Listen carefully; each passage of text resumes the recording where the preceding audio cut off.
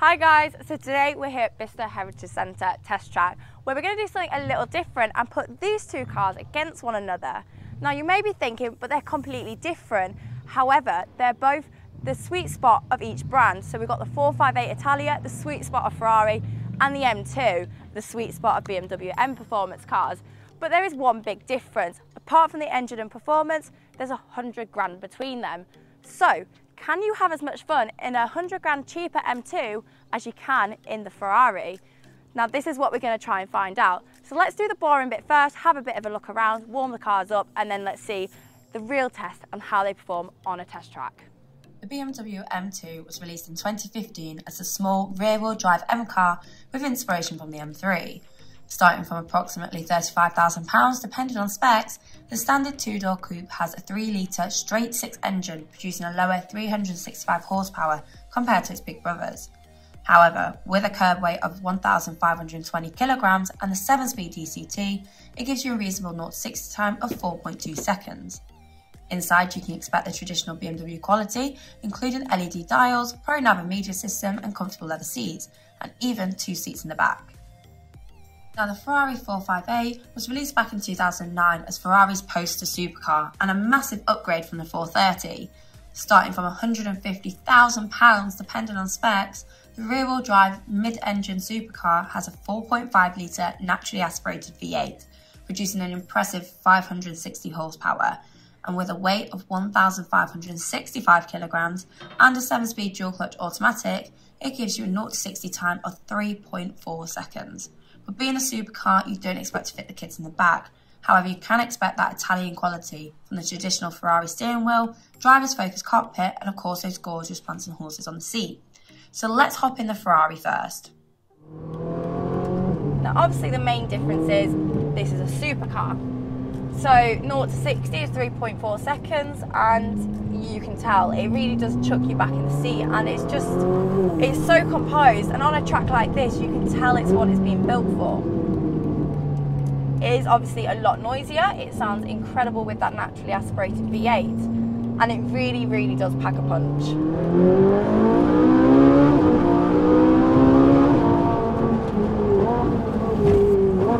Again, a big difference, it also has carbon ceramic brakes as standard, which are renowned for being incredible at the stopping distances. Whereas the Beamer is a little bit heavy and the brakes aren't quite up there to compromise with the weight. Now obviously, being a Ferrari, as well as that massive initial price tag, the prices keep going up in ownership. So basic service gets you into 4 figures, and you thought BMW services were expensive. Now also you've got things like the added tax, insurance will be extortionate. I doubt I could even get insured in one of these to start with. But at the end of the day, if you've got the money to buy a Ferrari, make sure you have that little bit left over. So the predecessor to the 458, I know I've driven one before, and the gear changes were horrendous. They were so laggy and you were constantly waiting for it to get into gear, whereas this is incredibly seamless. Oh, that's the weird thing. The paddles don't move. So the difference with the Ferrari and the Beamer, the paddles don't actually move with the steering wheel, which means when you are turning around a corner and you want to change gear, as you've just seen, you can quite easily miss it. But at the end of the day, this harsh acceleration, this incredible track-focused performance, it is really worth the price tag. It's very stable. So inside the Ferrari, obviously you've still got that Italian quality, but it's nothing on German reliability. I mean, the steering wheel looks awesome. You've got the Manettino here, which again is just awesome to have with your race, sport, wet mode, and also bits to do with traction here. Now again, you've got the beautiful red start button on the steering wheel, which is just awesome. But one thing where it lacks in day-to-day driving, obviously you have these gorgeous giant paddle shifters here, but you sacrifice things like your indicator stalks, which is a little bit strange when you're trying to find them here and they're actually on your steering wheel.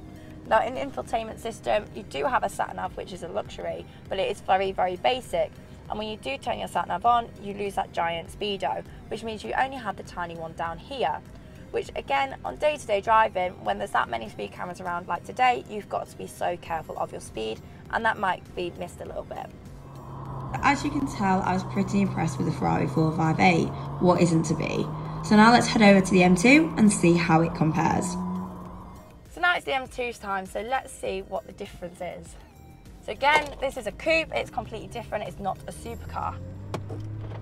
So this is the perfect way to get used to a car you've had 4 days. It already feels so slow.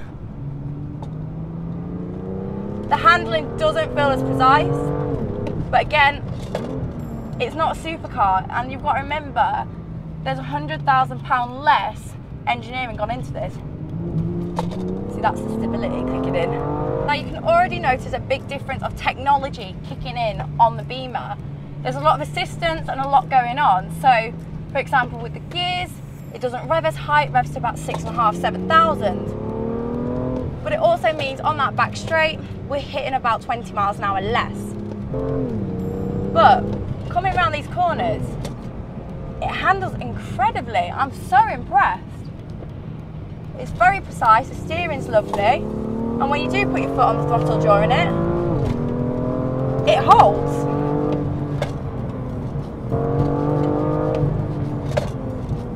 So now we've got some heat into the brakes.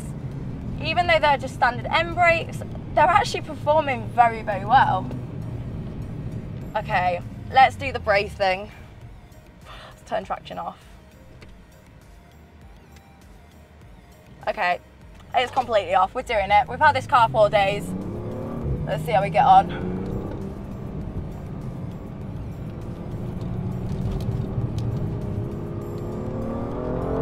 It's still trying to grip. I don't know whether it's the tyres. These are on Continental, so they're not the best tyres. They're everyday tyres. But it's still got quite a lot of grip. That's it. There we go. We got it. Got really aggressive with that power.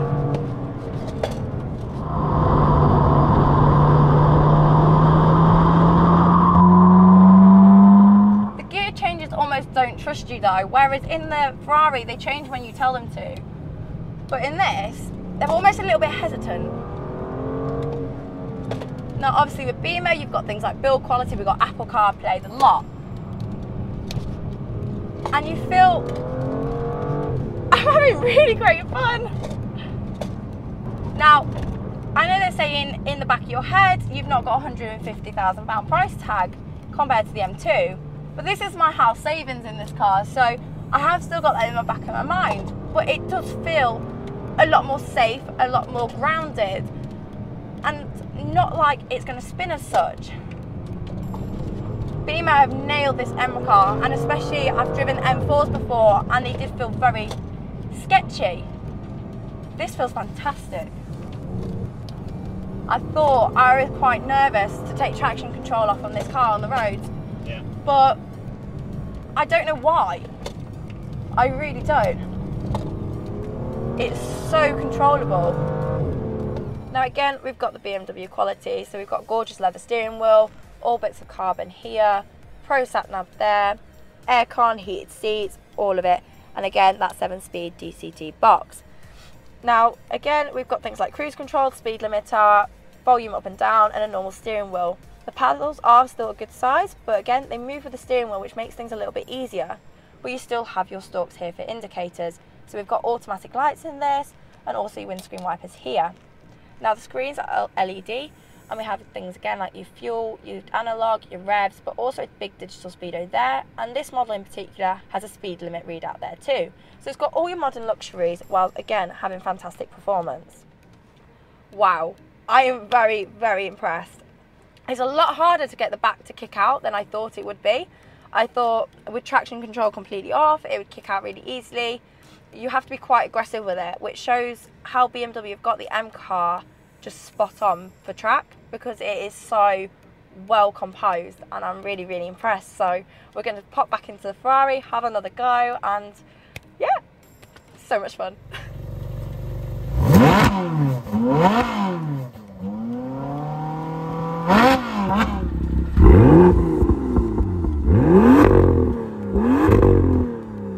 So obviously, because the Ferrari isn't my car, I'm not going to risk £150,000 on a launch, but let's give it a go. The owner's going to do it for me. We're going to do my reaction and see what happens. So this is quite exciting. So this is the straight ahead. It's not massively long, but let's go.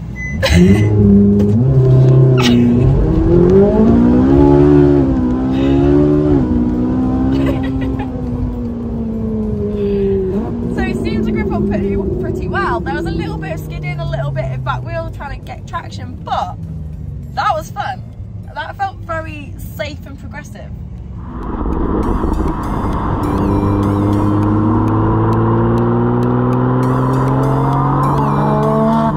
So I've never actually launched a car before, so we're gonna have a go in the BM because why not? So we'll get everything set up and we'll film it and how it goes. Which for some reason the car doesn't want to go into launch. I've done everything that it should be doing, so we're just gonna do a standing start because it'll be good fun. So let's see how we get on.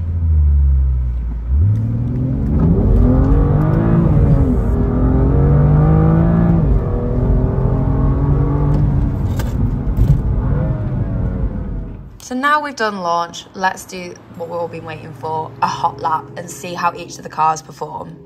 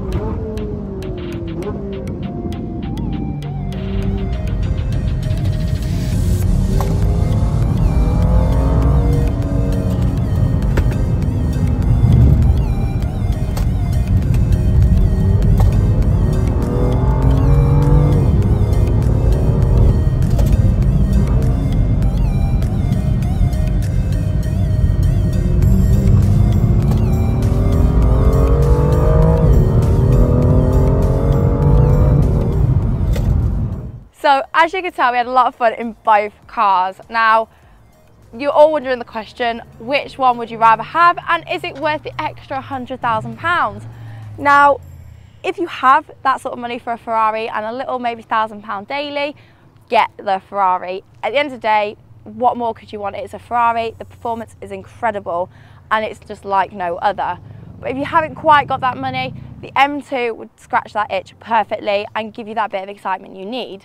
So there we have it. They're both amazing cars, dream two-car garage, and life would be a winner. But sadly, I'm taking the M2 back home because I can't quite get the Ferrari, but who knows where we'll end up in the future. So if you like this video and you want to see more like this, please let us know down below because this is something completely different but incredibly fun as well.